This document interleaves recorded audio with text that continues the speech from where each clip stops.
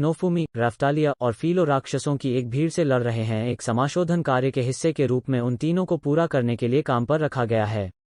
नौकरी के दौरान नाओमी और फिलो बार बार राफ्तालिया से पूछते हैं, जो अभी भी ज़ोंबी ड्रैगन के जहर और अभिशाप के प्रभाव से पीड़ित है, अगर वह ठीक है।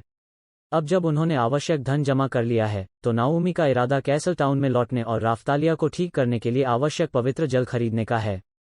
वापस जाते समय तीनों का सामना फिलोलियल्स के एक समूह से होता है, जो मेल्टी नाम के एक युवा रईस की बेटी के चारों ओर भीड़ लगाते हैं।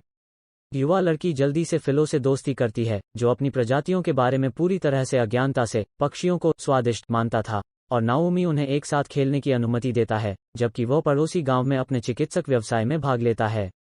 बाद में उस शाम राफ्तालिया की पट्टियों को बदलते समय मेल्टी और फिलो वापस आते हैं और समझाते हैं कि मेल्टी अपने अनुरक्षक से अलग हो गई है और अब उसे वापस कैसल टाउन जाने की जरूरत है।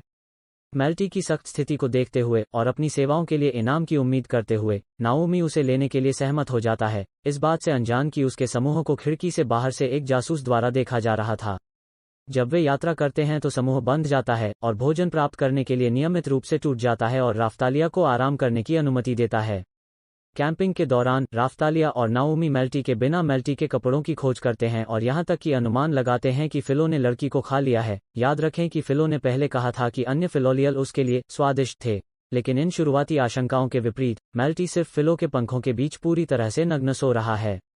राफ्तालिया को फिलो के पंखों के नींद प्रेरक प्रभाव के रूप में मानने वाले नाओमी के आगे झुकने की अनुमति देते हुए वह रात के लिए विषय छोड़ देता है। कैसल टाउन में पहुंचकर नाओमी फिलो और मेल्टी से अलग हो जाता है और राफ्तालिया के लिए पवित्र जल लेने के लिए चच जाता है।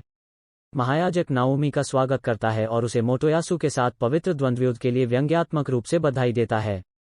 सुखद को समाप्त करने की मांग करते हुए नाओमी ने कहा कि वो उनके पास सबसे शक्तिशाली पवित्र जल के लिए आया है, जिसकी कीमत एक सोने का सिक्का है, लेकिन इसके बजाय वे उसे सस्ते दस्तक के लिए ठगने का प्रयास करते हैं। महायाजक नन को फटकार लगाता है, जिसे उसने असली वस्तु लेने के लिए वापस भेजने से पहले पानी लाने के लिए भेजा था। महायाजक के संरक्षणवादी रवैये से नाओमी चिढ़ गया था। बाद में शहर के एक गार्ड द्वारा नाओमी का पीछा किया जाता है और राफ्तालिया के साथ विभाजित हो जाता है, इस समझ के साथ कि वे फिलो की गाड़ी में वापस मिलेंगे। केवल गार्ड को खोने के बाद नाओमी पर मोटोयासु द्वारा हमला किया जाता है, जो इस तथ्य से क्रोधित है कि उसने एक और दास लड़की, विशेष रूप से फिलो को ले लिया है, जो उसके प्रकार का प्रतीत होता है। नाओमी ने यह भी हास्यपूर्ण ढंग से नोटिस किया कि मोटोयासु ने एक कॉर्डपीस पहना है, जाहिरा तौर पर उस मोटे पक्षी की किक से खुद को बचाने के लिए। एक बार फिर से क्रोधित होकर मोटोयासु ने बाजार शहर के बीच में नाओमी के खिलाफ भगदड़ मचा दी। उसके छूटे हुए हमले नाओमी के अलावा सब कुछ मार रहे थे और इस प्रक्रिया में एक दंगा शुरू कर दिया।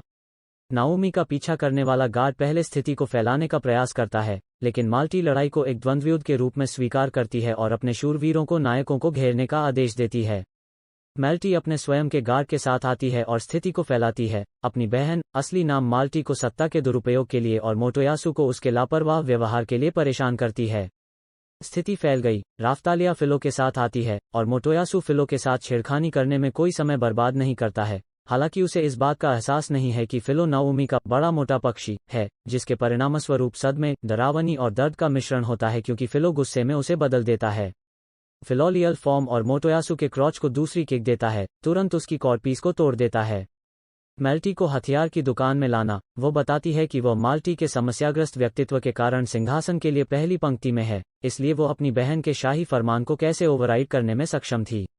मेल्टी वास्तव में नहीं जानता था कि जब वे मिले तो नाओमी शील्ड हीरो थे, लेकिन जैसा कि यह खड़ा है, उसे नाओमी के साथ तत्काल समस्या पर चर्चा करने की जरूरत है। हालांकि नाओमी के पास इसमें से कोई भी नहीं होगा, साधारण कारण से कि वो देश की रॉयल्टी पर भरोसा करना असंभव समझता है।